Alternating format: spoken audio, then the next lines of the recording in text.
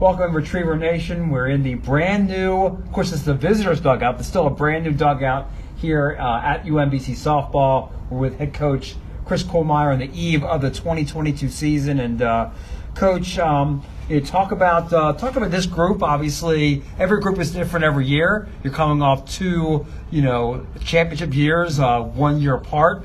Talk about how this group maybe differs from the previous year.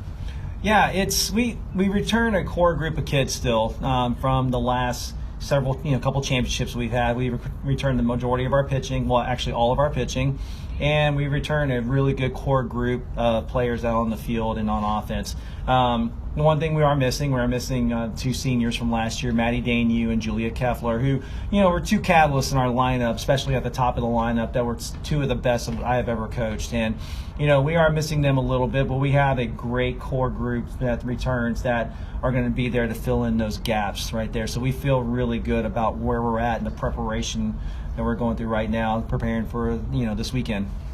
Coach, you were picked preseason the favorite in the America East Conference. It's a different look for you guys, obviously. Used to be maybe a bit of the underdog. How do you think the team is going to respond to that?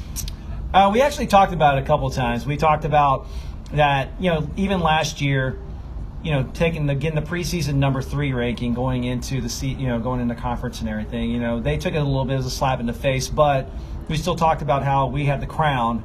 People will have the target on our backs, and we did get everybody's best game. And you can tell at times they weren't used to that last year, and the more and more that they got into those games, the more and more they could tell they got settled into a dogfight with those teams and knew they were going to get their best games. Whereas the year before, a couple of people, we took them by surprise. They didn't take us as serious. Right. Last year they had the target on their back, and now they know what that feels like. They know what that pressure feels like through all the conference games we went through last year and then the conference tournament.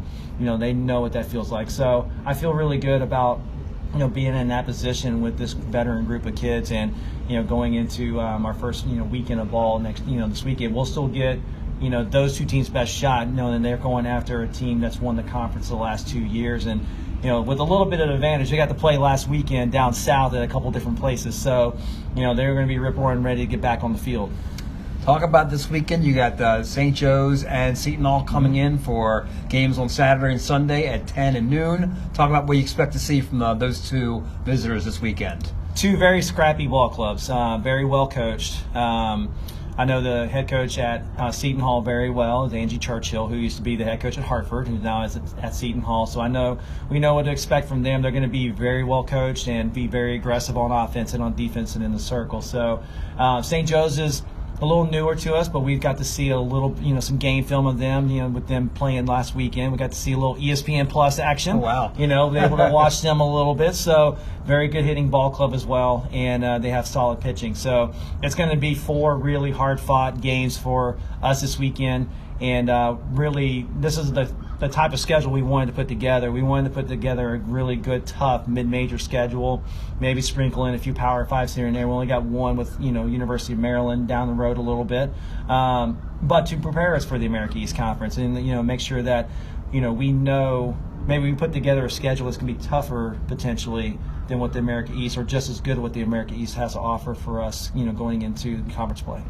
Well, Coach, best of luck this weekend, and we'll see you, I'm sure, back here several times. We'll get a better look at the overall facility once things are completed later on in the spring. But once again, the Retrievers are at home this weekend against St. Joseph's and Seton Hall, the first of 4 consecutive home weekends for the Retrievers. To try to get out here and support the young ladies, and go Retrievers. Go Retrievers.